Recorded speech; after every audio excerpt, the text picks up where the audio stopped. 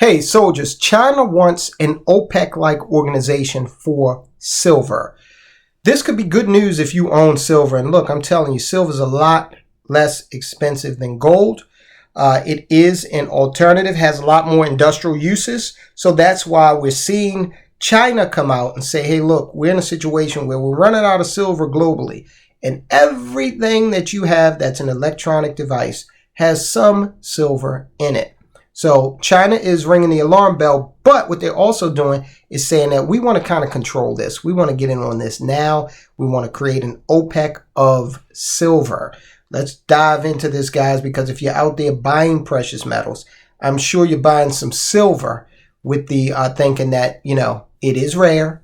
It is highly used, okay, around the world in many different applications, and it is inexpensive. Okay, even with the premiums on silver eagles here in the United States and the premiums on other silver coins like maple leaves, it's still, okay, far and away less expensive than gold. It is a hard asset that you can own, all right?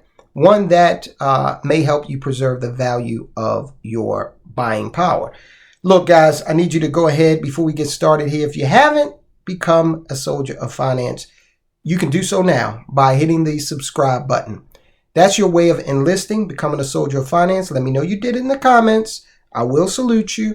Also, go ahead. This is our version of, PT. Go ahead, hit the thumbs up. Let the YouTube algorithm know that this is content you want more people to be aware of. Hit the join button. Watch that video. Find out what we have to offer. I'm telling you, it's going to blow you away, and it's going to keep you on the road to financial independence. I assure you of that. The quality and value you're going to get is just outstanding. So look, what's going on here? Well, China's calling for international silver market reform. We begin with an update from China where silver bullion demand from industrial inputs and jewelry demand is outpacing diminishing silver bullion supply levels. So look, that paragraph right there, that sentence was good news for you if you own any silver, because they're making the case right there saying, look, it's not enough of it to meet the needs, both industrial and aesthetic, of the people, okay? It's not enough to meet the demand. How is them being China, how is their state-run media covering this ongoing underreported story? That's important. What is China saying to its people about this? This week, it was announced that one of China's largest banks, the China Construction Bank, is increasing its global capacity to service its local and global client base in precious metals and bulk commodity trading. Meanwhile, earlier this week, there was an open article written in China Buy News calling for international silver market reform, explicitly citing the ridiculous outsized paper derivative leverage used by the Comex and City of London's LBMA markets in order to keep gold and especially silver values at still unsuppressed price levels. All right, so how much does China think that silver is worth? We'll get to that in a minute. But this is another example of China, hitting back at the Western monopolized financial structure of the world, saying now, in addition to BRICS and setting up a real big alternative to the G7, doing our G7 Development Bank, which is an alternative to the IMF, to the World Bank. Now we're going to look at an alternative to the Comex and London LBMA, okay? The author of the article from the Chinese news organization cuts to the chase regarding diminishing silver bullion supplies, stating the following. 2 weeks ago on this SD Bullion YouTube channel, we showed you the record-sized silver bullion withdrawal that the author was referring to at the end of his plea for higher silver values for future civilizational industrial development. Certainly, every industry Elon Musk is involved in will require more and more industrial silver moving ahead. Absolutely. These are tech-heavy industries he owns, including Twitter, okay? In order to access Twitter, You need things like smartphones, tablets, computers, okay, which all require silver. China wants to see $100 silver. They think that that's a fair price. Now, take a look at that silver eagle you got that you bought for $20 way back when.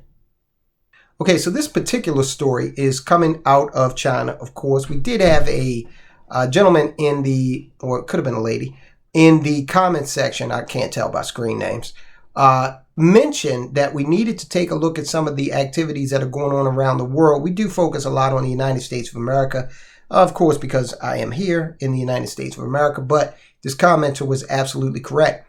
This is an evolving global economy. So that's why we're looking at this story, because China is taking a real lead in this evolving economy.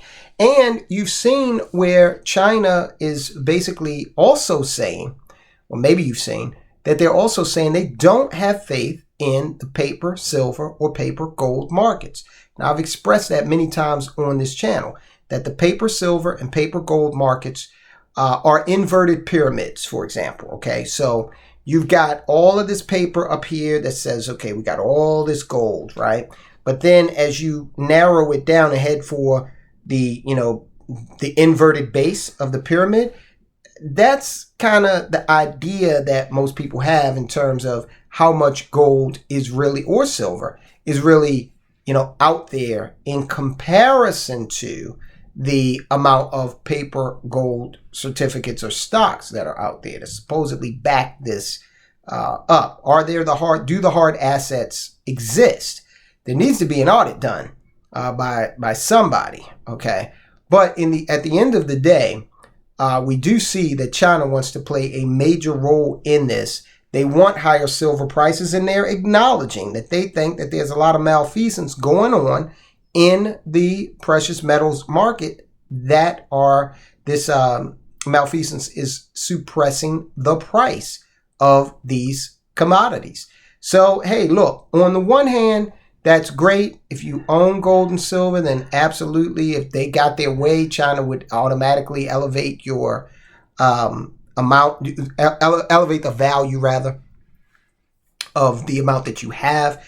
But on the other hand, if you're investing in that periodically, you got to also think that if they got their way, how much more silver would you be able to buy if it was, $100 instead of $18 an ounce? Okay, that certainly would put a damper on the individual's ability to acquire that particular metal. It would also raise the prices of everything that silver is involved in. Again, these electronic devices. Okay, so that would become, more and more prohibitively expensive for people out here trying to do everything from, set up a small business, okay, to, buy an electric car. Okay, lots of silver. There's even some silver, I believe. There's definitely palladium and platinum and a little bit of gold in these catalytic converters. I think that there is some silver in there as well, because those things are valuable. People actually steal catalytic converters because of the amount of precious metals that's contained within that device, and then they, sell it off. That's got to be, I don't know how much is in there, but they sure go through a lot of work, a lot of worry, and a lot of trouble, and potential, getting arrested if they're lucky. Can you imagine if I don't know who the new John Gotti is, okay, out there. I don't know who the latest Russian, big time Russian, mafioso is. But can you imagine? Can you imagine taking his catalytic converter, and while you're under there doing it, he comes outside? Okay, would it be worth that? Okay, it's definitely not worth going to prison. All right, so I don't know. No, I do know. Listen, but that's what's going on with the silver market for now with regard to China. Guys, take a look and see if you're in the market for silver. We'll continue to follow this to see what happens. I do not anticipate silver going up to $100 an ounce anytime soon because it is suppressed. But also, China's not going to get its way on this in the near term. Okay, that's not going to happen. So look, I do want you to take a look at this, guys. We did a video. Basically, it's a preview of what kind of content you'll get in the Officers Club members only section. Now we're looking at a particular asset. The asset is held by kings, presidents.